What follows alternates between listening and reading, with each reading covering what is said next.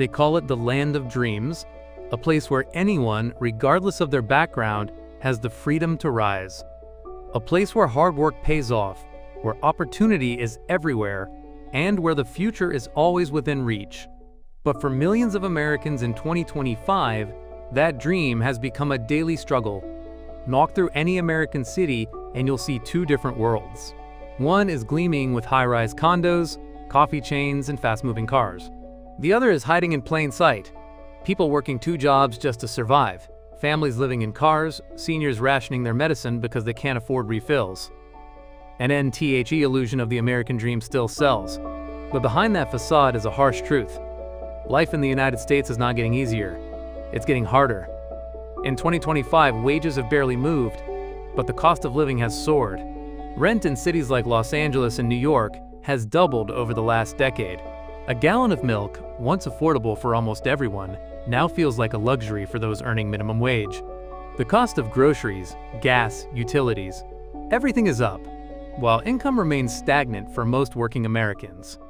Young adults who were told to go to college for a better future are now buried in student debt, working entry-level jobs that barely pay the bills. Many live with their parents because they can't afford rent. Even with a degree, the promise of education as a gateway to success has failed an entire generation. NNFOR immigrant families. The picture is even more difficult. Many live in crowded apartments, taking on the most physically demanding jobs, often without benefits or protection. They send money home while struggling to survive in the land they believed would offer a better life. And for Black and brown communities, the challenges have been magnified over decades. Systemic inequality has kept wealth, education, and opportunity out of reach. Generations have lived through cycles of poverty, incarceration, and exclusion, all while being told that they just need to work harder. NNTHE American Dream suggests that anyone can make it. But the truth is, where you're born, the color of your skin, and the wealth of your family still play a massive role in your chances of success. While the top 1% continues to grow richer, everyday families are drowning in bills. In 2025, the average American household has less than $1,000 in savings. A single, unexpected medical bill or car repair can push a family into crisis. And for many, that crisis never ends. It simply becomes life. And this isn't just about economics, it's emotional, it's spiritual. It's the feeling of working as hard as you can and still falling short, of seeing your parents struggle their whole lives and realizing you're now stuck in the same cycle. It's the anxiety of knowing that no matter how hard you work, one mistake, one illness, or one bad break could ruin everything. NNTHE mental health toll is immense. Depression, anxiety, and burnout are rising across all age groups. Therapists are overbooked. Suicide rates are climbing. People feel hopeless, not because they're weak, but because they're trapped in a system that keeps demanding more while giving back less. And still, most Americans keep going. They keep showing up to work, supporting their families, trying to stay hopeful, because that's what they were taught, that things will get better, that the dream is still alive. NNBUT hope without action is dangerous. It convinces people to endure injustice silently. It makes them believe that suffering is normal, that it's just a phase, a season, or something they can hustle their way out of. NNTHE truth is that millions are doing everything right and still falling behind. The issue isn't the people. The issue is the system. It's a system that was never designed to serve everyone equally. It rewards wealth and punishes poverty. It values profit over people. And as long as we keep pretending the dream is real, we allow that system to continue. This is the illusion of the American dream. And until we face it honestly, nothing will change. America's economic engine keeps humming, but for tens of millions of people, the gears grind louder every month. Living paycheck to paycheck once described the hardest hit corners of the country. In 2025, it describes the mainstream. Surveys this year range from just over half of US adults to nearly 2/3 who say they need their next paycheck to cover basic bills, which means more than 150 million Americans have no financial cushion at all. What does that look like in daily life? You work a full shift at the warehouse, clear $680 after taxes, and start dividing it before you've even left the parking lot. $340 to the landlord, $85 for the car note, $60 for fuel, $110 for groceries, $55 for utilities, $20 for the phone. That leaves $10 for everything else: clothes, prescriptions, school supplies, the birthday gift your child asked for. You count the days until Friday, hoping no tire blows and no child gets sick. Rent is the single biggest weight. Nationwide median rent on a modest one-bedroom now tops $1,200. But in Los Angeles, Miami, Austin, and Seattle, it hovers between $1,700 and $2,200. More than an entire two-week paycheck for someone earning $15 an hour. Even suburbs that used to be escape valves have spiked in price as investors buy up starter homes and convert them to short-term rentals. Wages, meanwhile, barely keep pace with inflation. Real hourly earnings have inched up less than 3% since 2019, while the Consumer Price Index has risen almost 19%. Housing costs are followed by healthcare, a bill that refuses to stay buried. Employer plans now average more than $7,500 a year in worker premiums for family coverage, and that doesn't include deductibles that can top $4,000. One urgent care visit can torch an entire month's food budget. Families postpone doctor's appointments until pain becomes crisis. Crisis then becomes debt. Roughly a quarter of adults carry medical balances on credit cards, debt that compounds at 20% interest, even as those cards finance groceries the following week. Childcare expenses swallow whole paychecks too. In 45 states, the cost of infant care exceeds in-state college tuition. A single parent earning $18 an hour clears about $2,700 a month. Licensed infant care averages $1,250. Add rent, transportation, and food, and the math collapses. Parents stitch together late-night warehouse shifts, ride-hail driving, and grandparents willing to watch toddlers so that paychecks can overlap just enough to survive. Because core wages cannot stretch, gig work plugs the gaps. DoorDash runs after the factory shift, Instacart batches between nursing home double shifts, Twitch streams after midnight. The gig economy promises flexibility yet delivers volatility. Tips rise or vanish with the algorithm. Account deactivations happen without warning. Car repairs wipe out an entire weekend's earnings. Still, millions accept the trade-off because it is the only lever left to pull. In savings, meanwhile, are an endangered species. The median household balance in checking and savings combined sits under $1,000. And Sanders.Senate.gov. A single flat tire now qualifies as a financial emergency, and research shows those emergencies hit every 4 to 5 months. Dental work, school fees, appliance failure, traffic tickets. Analysts estimate unplanned costs strip an extra $1,825 each year from households already living paycheck to paycheck, keeping them locked in the cycle. NSoloFunds.com NTHE psychological toll is brutal. Surveys this spring found that 3 in 5 workers feel constant or frequent stress about money, and younger adults report the highest anxiety of any age group on record.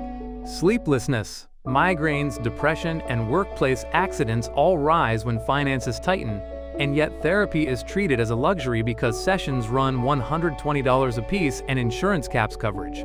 Mental health days rarely exist in low-wage sectors. You clock in no matter how frayed your nerves or risk losing the job entirely.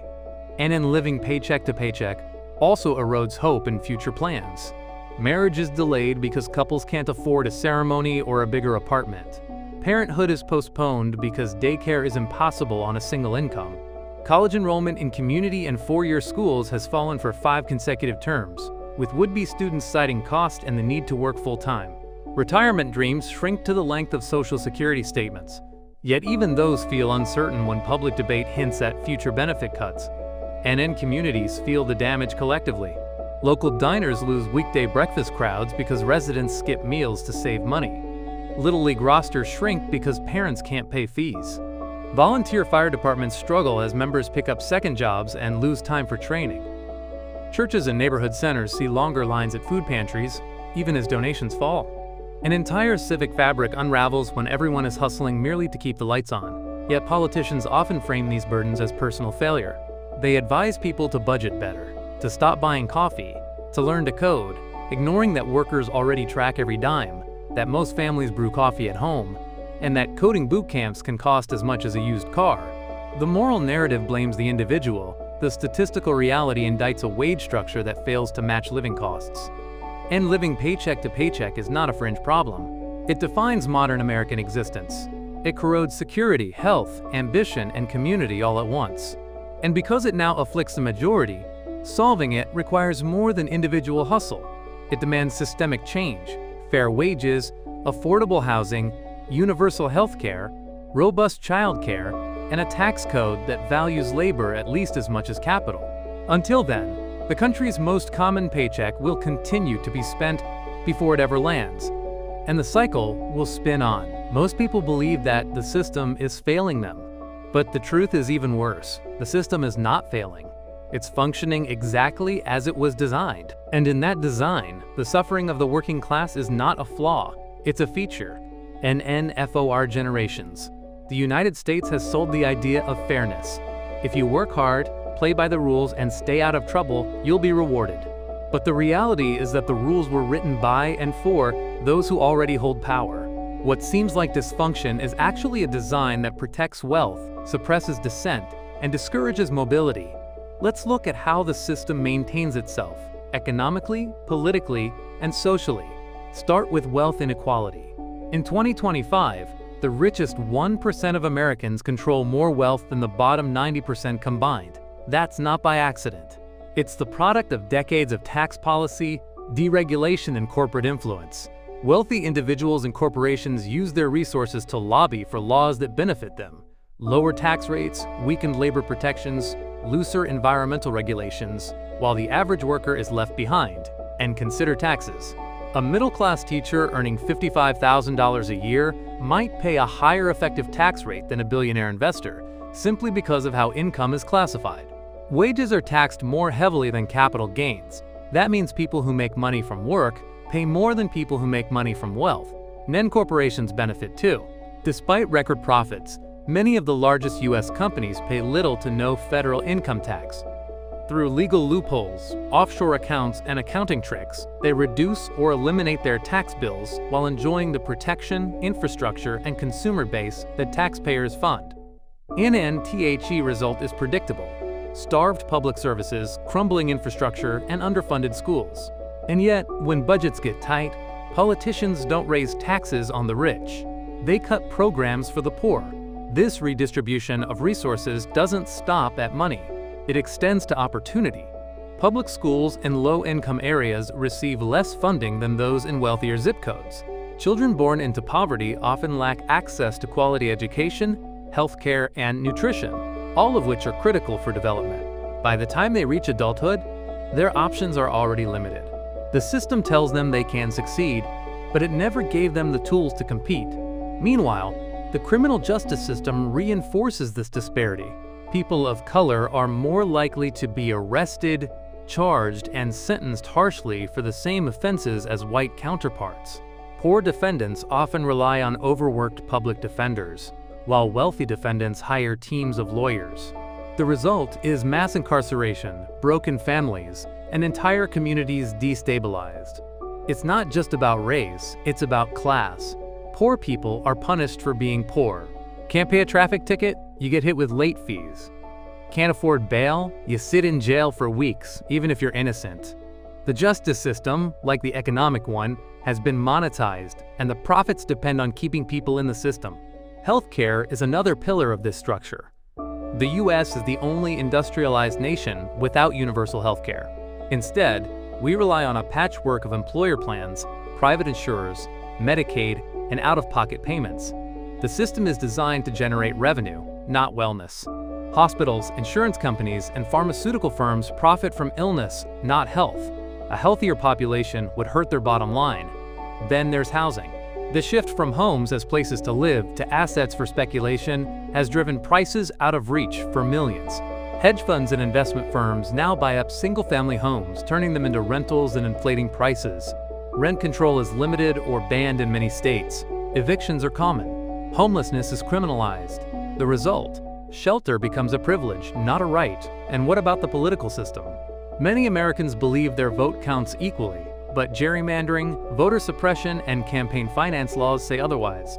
In 2025, major donors and corporate interests fund most political campaigns. They don't just influence policy, they write it. Elected officials often serve the people who bankroll their campaigns, not the ones who elect them. And even the media landscape reflects this imbalance.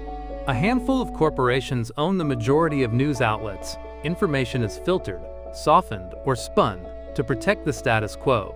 Stories that threaten powerful interests are buried. Outrage is manufactured. Truth becomes negotiable.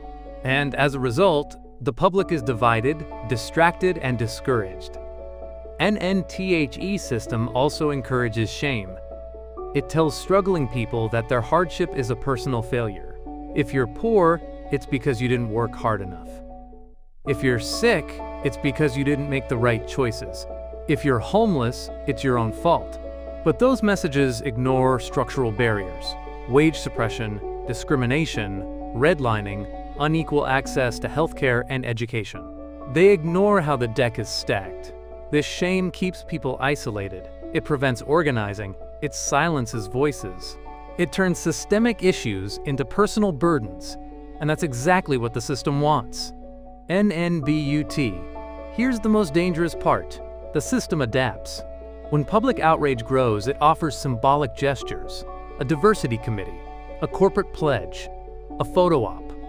But these changes don't disrupt the foundation. They soothe without solving. Real change threatens power, and power never gives itself away. That's why every movement for justice, labor rights, civil rights, women's rights, has been met with resistance. Progress is not handed down. It's fought for. In NIF, we believe the system is broken. We might think it needs to be fixed. But if we understand it's working as designed, we know it must be reimagined entirely. NNTHAT doesn't mean burning it all down. It means replacing profit-driven priorities with people-centered policies. It means raising wages to reflect the cost of living. It means taxing wealth and closing loopholes. It means making healthcare and housing universal rights. It means ending mass incarceration and fully funding public schools. It means rewriting the rules, not to favor the powerful, but to protect the vulnerable. That's the challenge of our time.